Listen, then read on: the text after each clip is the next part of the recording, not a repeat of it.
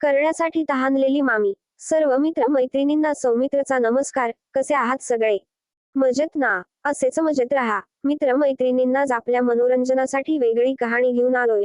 आपल्याला नक्कीच आवडेल मित्रांनो. ही गोष्ट तेव्हाची आहे जेव्हा मी कॉलेजमध्ये शिकत होतो आणि सुट्टी असल्यामुळे मामाच्या गावी जायचे ठरवले होते. खूप वेळा मामीचा आणि तिच्या मुलगी संजनाचा फोन आला होता की 23 वर्षे झाली तू आलेला नाहीस, रागवालास काय आमच्यावर? म्हणून मी मामाच्या घरी जायच ठरवलं होत. मामाच्या घरी गेल्यावर मामीने खुश होत मला मिठीत घेतलं अन आनंदाच्या भरात माझ्या दोन्ही गालांचे चुंबन घेत म्हणाली, अरे किती मोठा झालाय रे. सौमित्र. मामीचे प्रेम पाहून मलाच आश्चर्य वाटलं होत, पण मी आता लहान राहिलो नव्हतो. मामीचे मोठे आंबे माझ्या छातीवर घासत होते अन तिच्या माग स्पर्शान माझा बाबू पेंटमध्ये ताठायला लागला होता आणि मामीच्या गाऊनवरूनच तिची पपई रगडू लागला होता. आता माझेही दोन्ही हात नकळत मामीच्या पाठीवर फिरायला लागले होते. मी मामीला म्हटलं, मामी हो पण किती तरुण दिसतेस, तू स्वतःला किती मेंटेन ठेवलीय. कुणी म्हणणार पण नाही की तू 2 मुलांची आई आहेस. तशी. मामी म्हणाली, खरंच का रे सौमित्र? गप बैस, खूप चाट झालायस तू. आणि ती मला दूर करत म्हणाली, बरं आधी आत जाऊन फ्रेश हो. मी बहा करते. मी घरात गेलो इतक्यात संजना बाहेरून आती मला पाहून आनंदाने मला मिठी मारत म्हणाली, अच्छा सौमित्र, तू किती हँडसम, तू किती मोठा आहेस बघ. बदलायस तू. मी पण तिला घट्ट मिठी मारत म्हटल, होय संजना, तू खूप मोठी आहेस. सुंदर आणि पहिल्यापेक्षा खूप भरल्यासारखी दिसतेस. मी तिच्या गालांचे चुंबन घेत तिच्या पाठीवरून हात फिरवत होतो आणि आधीच ताठलेला माझा बाबूराव तिच्या मॅक्सीवरूनच पपईवर घासत होता अन छातीवरतीचे 33चे कडक आंबे धबले गेले होते. क्षणार्धात आम्ही दोघी गरम झालो होतो. तर संजनाने तिच्या मिठीतून माझी सुटका करत म्हटली, तुझं पण शरीर खूप पिळदार बनवलंय अन माझ्या बाबूच्या उभाराकडे बघत म्हणाली, हा तर खूपच गोठा झालाय रे नाजी. खूप इच्छा झालीये त्याला बघायची, पण आता नाही, रात्री निवांतपणे पाहीन. चल आता फ्रेश होऊन ये. फ्रेश होऊन आल्यावर आमच रहा पाणी झाल. तोपर्यंत 19.30 वाजले होते.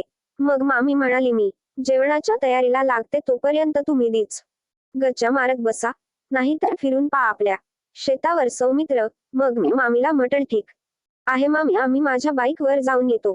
मग मी आणि संजना दोघी बाईकवर निघाली होतो. संजना आणि माझी खूप वर्षापासूनची इच्छा पूर्ण कर पप्पाची आज संधी मिळाली होती. तिला माझ्याकडूनच तीच कौर्यभंग करून घेण्यात स्वतः होत उवणी मी तिला फोनवर खूप का म्हटल की, संजना, मीच तुझ्या पपईत माझा बाबू घालून तुझ्या फळीच फुल बनवणार आहे. ती पण आनंदाने म्हणत असे, हो पण तू कधी येणार आहेस सौमित्र? मी खूप उत्सुकतेने वाट पाहते आहे रे त्या सोनेरी क्षणाची. या विचारानेच माझा बाबूराव अंडरपेंटमध्ये ताठ झालेला होता अन त्यामुळे माईच्या पाठीवर संजनाचे आंबे जातात होते व तिचा एक हात माझ्या मांडीवर होता.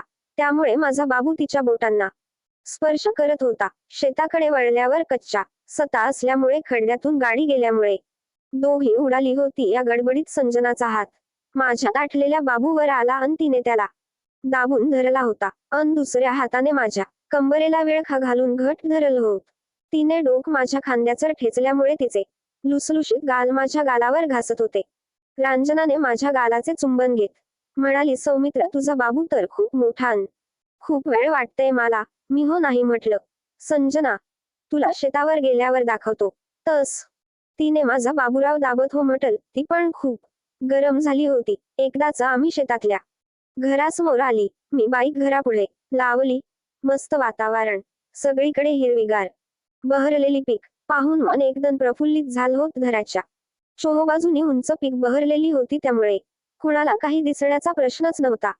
संजना दोन्ही हातवर उचलून दरवाजाचे कुलूप उघडत होती. या संधीचा फायदा घेत मी तिला मग जाणला तिच्या बापाला दोन्ही हातांनी अडकवले.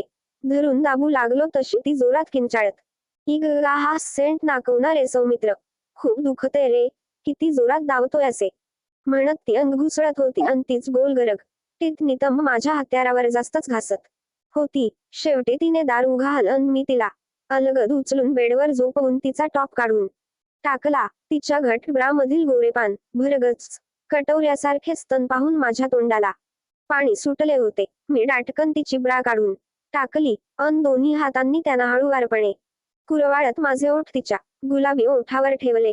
आता संजनाही माझे ओठ चोखत मला साथ देत होती अन माझ्या पाठीवरून हात पितरवत म्हणाली, सिमित्र, प्लीज नको ना रे, असं काही करूस. मला नाही हाई सहन होत. मला पण खूप वाटतं रे तुझ्याकडून माझ्या सर्व इच्छा पूर्ण घ्याव्यात आणि तुला खूप सार सुख द्याव. पण काय करू र, माझे पिरियड्स चालू आहेत, त्यामुळे माझा नाईलाज आहे रे. ती बोलणं ऐकून मी संजनाला उठवून तिच्या शेजारी बसत म्हटल, सॉरी संजना, मला माहित नव्हत ग. मग ती म्हणाली, अरे सॉरी काय म्हणतीस, तुला कस माहित असेल. पण काही हरकत नाही, तू माझ्या बाबू सोबत खेळ अन मी तुझ्या समासोबत खेळते. आज प्रथमच किती वर्षांनी तुझा बाबू बदलण्याचा योग आलाय. असं म्हणत तिने माझी पैठ अंडरपॅन्ट सहित गुडघ्यापर्यंत सरकवली. तस माझा ताठलेला जाडजूड लांबलबकन गोरापान बाबू खांबासारखा उभा राहिला होता. ते बघून संजना जोराने किंचाळत म्हणाली, बापरे केवढा मोठा आहे तुझा बाबू, मला तर भीतीच वाटतेश याची. अन तिने दोन्ही हातात धरून कुरवाळू लागली होती. तिच्या कोमल हातांचा स्पर्श माझ्या बाबूला होताच तो अधिकच मोठा झाला होता. तसे संजना त्याला दोन्ही हातात धरून दाबत वरखाली हलवू लागली होती. ती कुतूहलपूर्वक त्यागला पाहत म्हणाली, सौमित्र, तुझ्या या बाबूच टोक कराल भारी दिसतंय रे, एखाद्या गुलाबी स्ट्रॉबेरी सारखं. असं वाटतंय की चोखून खाऊन टाकावं. मी संजनाचे आंबे आळीपाळीने चोखत व दाबत तिला म्हणाली, हो बौखना संजना, हाय तुझच आहे, तू हव ते करस. म्हणताच तिने खाली वाकत तिचे गुलाबी ओठ माझ्या स्ट्रॉबेरी सारख्या सुपारीवर ठेवून दीर्घ चुंबन घेत त्याला चोखू लागली होती. तिच्या या पहिल्यांदाच असे चोखण्याने माझ्या भावाना अनावर झाल्या होत्या. ती खूप आधाशासारखी त्याला चोखत होती. मला तर स्वर्गसुखाचा अनुभव येत होता. दोघी अबेधन झाली होती. त्या धुंदीतच मी तिचे स्तन कचाकर चोळत होती अन ती माझा बाबूराव अर्धा तोंडात घेऊनच काही चोखत होती की 50 मिनिटातच माझ्या बाबूने काम रसाच्या पिचकाऱ्या तिच्या तोंडात मारायला सुरुवात केली होती. आणि संजना ते सर्व गटागट पिऊन टाकत होती. एक एक थेंब चोखून तिने माझा बाबूराव चकाचक केला होता. नंतर संजनाने माझी पेंट वर घेत बाबू आत व्यवस्थित बसवला अन म्हणाली, सौमित्र, तुझ्या मलई एकदम चवदार आणि सुगंधी आहे रे, खूप आवडेल मला. पण तुला कंस वाटत माझं चोखण पहिल्यांदाच चोखपरे आज. मग मी तिच्या गालाचे आणि तिच्या ओठांचे चुंबन घेत तो म्हणाला, संजना, तू खूप भारी आहेस. चौखलास. खूप मजा आणि आनंद झाला मला. मग रंजना उठली अन तिने ब्रावर टॉप घालून म्हणाली, सौमित्र, आता 2 दिवस काही करायचं नाही, कळल का. चल आता परी जाऊया, आई बाट बघत असेल. मी तिला म्हटल, हो संजना, तू म्हणशील तसं. आम्ही दोन्ही वेळा मरण पावलो.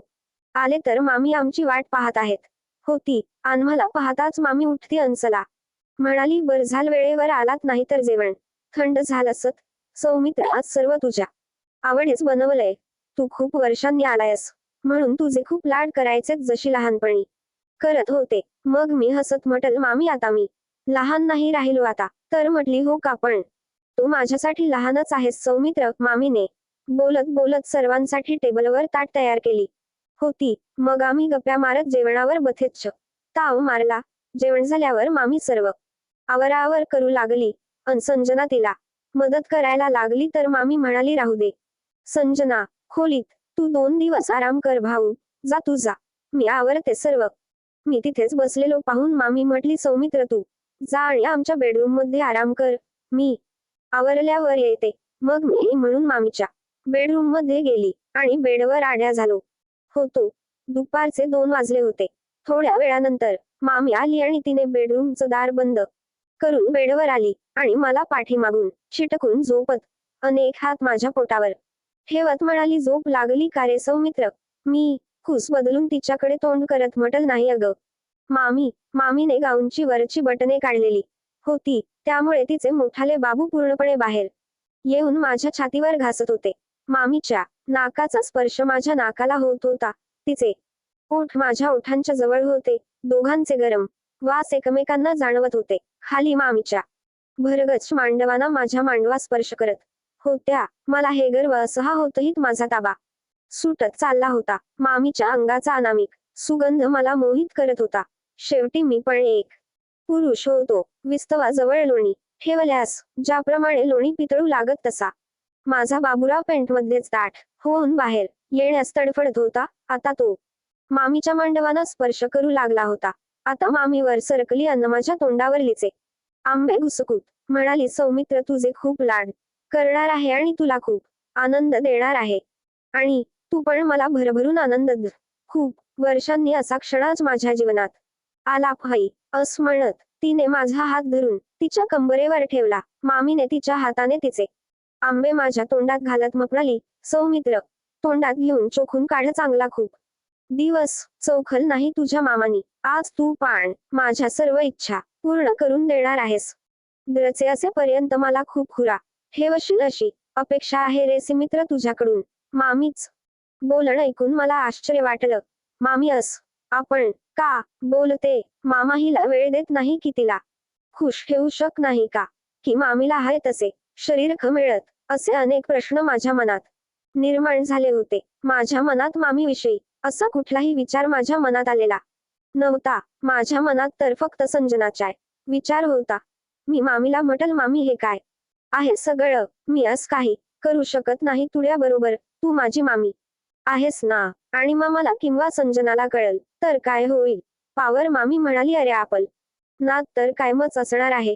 पण आता या क्षणी मी एक स्त्री आणि तू एक पुरुष आहेस. तू एक नर आणि मी एक मादी आहे. नर आणि मादी जवळ आले की त्यांना एकमेकाचा सहवास हवा असतो. मग ते कुठलंही नात मानत नाहीत. फक्त एकमेकांच्या शरीराचा उपभोग घेण्यातच त्यांचा आनंद व सुख शोधत असतात. आणि त्यात काहीच गैर नाही सौमित्र. आणि राहिला प्रश्न तुझ्या मामाचा, तर त्यांना कोण सांगणार? तू कामी नाही ना?